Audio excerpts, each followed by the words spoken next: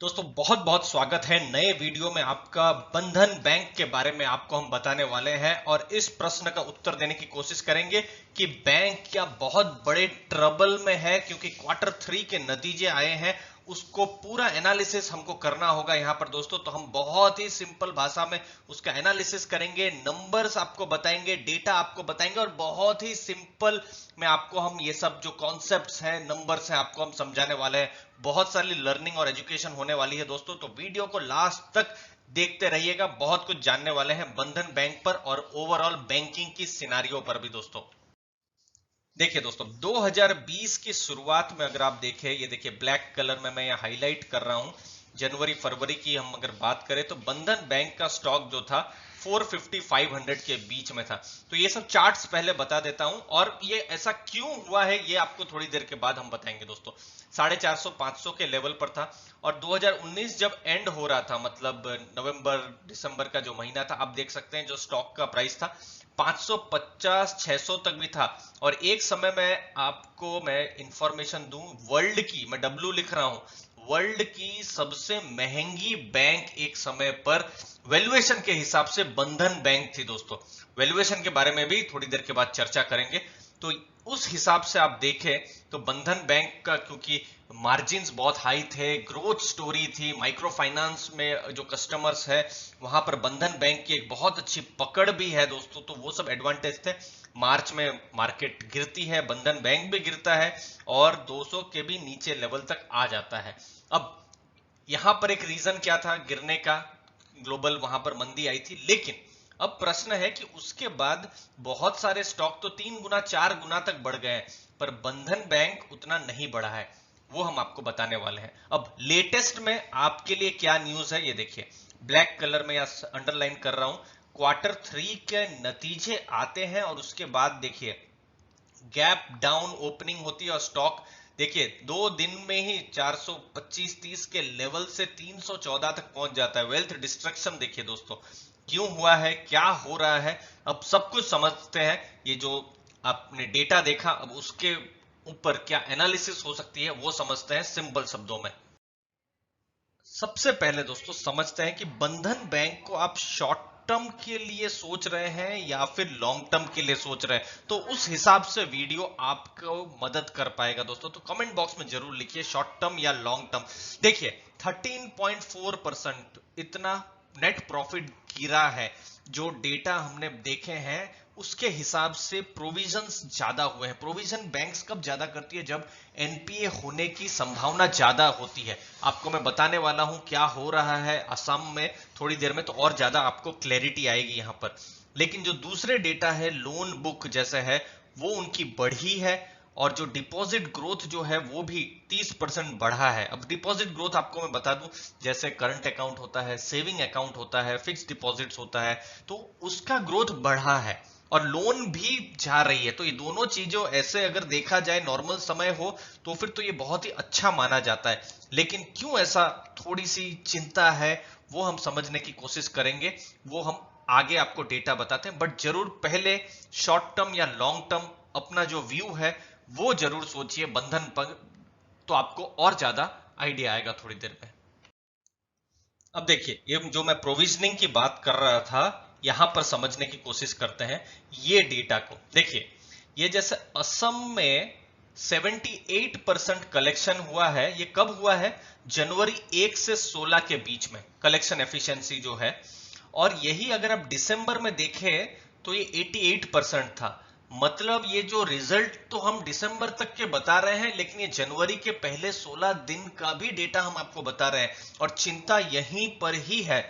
Waste Bengal देखिए 90% अगर आप दिसंबर की बात करें, और अगर आप जनवरी के 16 दिन की बात करें 89%, मतलब उसके आसपास ही है। रेस्ट ऑफ इंडिया 94%, 94% कांस्टेंट है।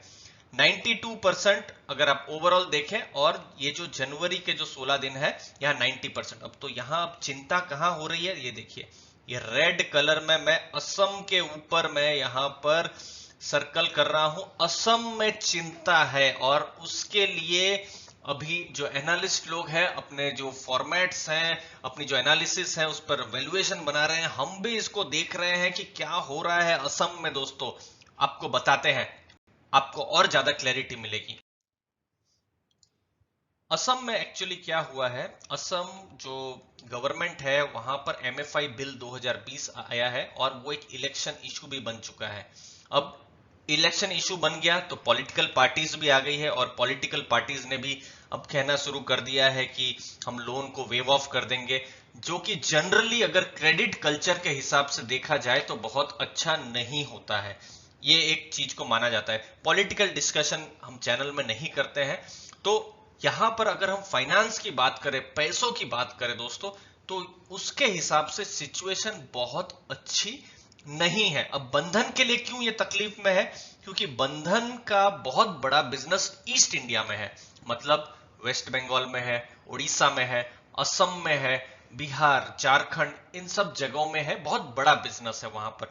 और असम की अगर हम बात करें तो 14% उनकी जो बुक है वो असम में है, मतलब 14% जो टोटल उन्होंने जो पैसा दिया हुआ है। अब ये 14% पैसा अगर रिस्क में हो दोस्तों तो किसी को भी फर्क तो पड़ेगा ही, और नेचुरली बंधन बैंक को सबसे बड़ा फर्क पड़ेगा, क्योंकि असम में सबसे बड़ी अगर कोई कंपनी लोन देती है, देखिए पहले ये एमएफआई हुआ करती थी, बड़ा नाम तो था, अब तो कमर्शियल बैंक बन चुकी है। तो ये सब जो एमएफआई लोन्स जो है, इसका अगर किसी को फर्क पड़ा है, क्योंकि बंधन सबसे बड़ा प्लेयर है, तो बंधन को आज की तारीख में असम से पड़ा है। और इसीलिए आपको मैंने प्रोविजनिंग कंटिजेंसी का जो डेटा दिखाया, तो आपने देखा पहले 16 दिन 78%, मतलब 100 में से 78% जगह में ही पैसा आ रहा है, 22% नहीं आ रहा है। और यहां पर जस्ट आपको बता दूं, अगर 2% 3% हो तो चिंता हो जाती है, तो 22% है।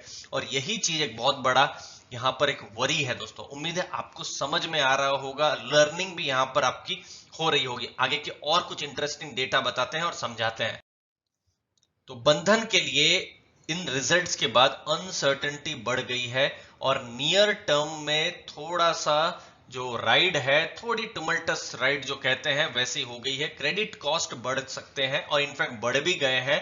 1.8% था पिछले साल जो क्वार्टर था, 2019 वाला जो क्वार्टर 3 था, और अभी 2020 वाला जो क्वार्टर 3 अगर आप देखें, मतलब अक्टूबर नवंबर दिसंबर, FY21 ही है लेकिन अक्टूबर नवंबर दिसंबर 2020 की 5.6%, तो खर्चा उनका बढ़ गया है। नेट इंटरेस्ट मार्जिन बढ़ा है और नॉर्मल टाइम में ये बढ़ा है तो हम इसको बहुत ही रिजॉइस करते, अच्छा लगता, लेकिन इस समय में शायद ये जो बहुत ही इंपॉर्टेंट चीज अब कहीं ना कहीं दब गई है और अभी इन्वेस्टर के लिए एक ह्यूज अनसर्टेनिटी ही सामने दिख रही है, क्योंकि एनपीए का मेस हो सकता है, हुआ नहीं है, थोड़ा बहुत ही हुआ है, हो सकता है। अब आपको बताते हैं अब एनपीए किस हिसाब से चल रहे हैं। ये देखिए, ये है ग्रॉस एनपीए। ग्रेस एनपीए 7.12% हो सकता था। अब यहां पर आपको थोड़ा सा कॉन्सेप्ट बता देता हूं, थोड़ी न्यूज दे देता हूं कि सुप्रीम कोर्ट ने कहा था कि अगस्त के बाद किसी का भी कोई भी पैसा नहीं दे पाता है तो बैंक्स उनको एनपीए ना घोषित करें, क्योंकि देखिए लॉकडाउन के कारण बहुत सारे ऐसे अकाउंट थे जिनको जेन्युइन स्ट्रेस था, जेन्युइनली अगर बिजनेस बंद था तो आदमी कहां से पैसा दे पाएगा। तो उसको लेकर कोर्ट ने कहा था कि आप उनको एनपीए आप नहीं कर सकते हैं। लेकिन अगर उन अकाउंट को अगर जोड़ दिया जाए अगर एनपीए में, तो ये 7.12% हो सकता है। इसलिए मैंने वुड हैव बीन लिखा है, मैंने असली डेटा यहां पर लिखा ही नहीं है क्योंकि कोई मतलब बनता नहीं। असली डेटा जो है अगर कोर्ट की रूलिंग नहीं होती तो 7.12% ही था। अगर आप देखेंगे तो ये थोड़ा कम रहेगा, नेट एनपीए जो है 1 से 1.2 के आसपास रहेगा, लेकिन नेट एनपीए 2.26 बढ़ना बहुत ही ज्यादा, अगर हम बंधन बैंक के सिचुएशन में देखें तो ये थोड़ी सी चिंता यहां पर देता है। लेकिन इन्वेस्टर के लिए दो ऑप्शन है, शॉर्ट टर्म या लॉन्ग टर्म। अभी शॉर्ट टर्म में पहले 2-3 क्वार्टर में तकलीफ रहने वाली है और हमने देखा भी है, इससे पहले भी इशू आए हैं बंधन पर, तो बंधन ने इनका सामना किया भी है। मैनेजमेंट जो है घोष साहब, उनकी बहुत रिस्पेक्ट है, माइक्रो फाइनेंस को अच्छे से जानते हैं, गांव का जो डायनामिक्स है उनको अच्छे से जानते हैं, उनकी फील्ड फोर्स बहुत ही स्ट्रांग है। तो लॉन्ग टर्म के लिए बंधन बैंक जो है कैसा काम करेगी, देखिए लॉन्ग टर्म के लिए बंधन बैंक ने अच्छा रिटर्न अपने इन्वेस्टर को दिया ही है, अच्छा बिजनेस किया भी है। तो यहां पर इन्वेस्टर को जरूर देखना चाहिए कि उनको शॉर्ट टर्म देखना है या लॉन्ग टर्म देखना। अब उसके लिए कुछ डेटा आपके पास हम लेके आए हैं कि क्या कहते हैं दूसरे जो बड़े बड़े जो रिसर्च हाउसेस है उनका क्या मानना है। ये है रिसर्च हाउसेस के डेटा। CLSA ने बाई की सलाह पहले दी थी, अब डाउनग्रेड कर दिया है और आउट परफॉर्म की बात करी है और 390 रुपए का उन्होंने टारगेट दिया है बंधन बैंक पर। ICICI डायरेक्ट होल्ड की सलाह दे रहे हैं और सबका यही कहने का है कि शॉर्ट टर्म में कॉशस रहिए, थोड़ा सा ध्यान यहाँ पर रखिए और अगले 2-3 क्वार्टर में स्ट्रेस या थोड़ी चिंता हो सकती है। लेकिन लॉन्ग टर्म चूंकि मैनेजमेंट स्ट्रांग है, मैनेजमेंट ने इससे पहले भी जो भी ऐसे इश्यूज आए हैं उनको भली भांति उनको टैकल किया है, तो लॉन्ग टर्म की स्टोरी इंटैक्ट दिख रही है। तो इसीलिए अब आपको यहां पर डिसाइड करना है दोस्तों, और जगह से रिसर्च कीजिए और अपना शॉर्ट टर्म या लॉन्ग टर्म उसके लिए मन बनाइए कि क्या है। लॉन्ग टर्म की कुछ भी स्टोरी हो सकती है दोस्तों, तो दोनों साइड आप जा सकते हैं। हाई रिस्क बिजनेस की तरफ आप जा रहे हैं, इनफैक्ट बैंकिंग में आप किसी दूसरी बैंक को आज आप देखें, समझ लीजिए, नाम लेना सही नहीं रहेगा, बड़ी प्राइवेट बैंक से, तो वहां पर रिस्क शायद कम हो, लेकिन बंधन में रिस्क ज्यादा है। तो देखते हैं भविष्य में ये कैसा करती है काम, बट फिलहाल अगले 4 से 6 महीने तो बिल्कुल नजर में ही रहेंगी।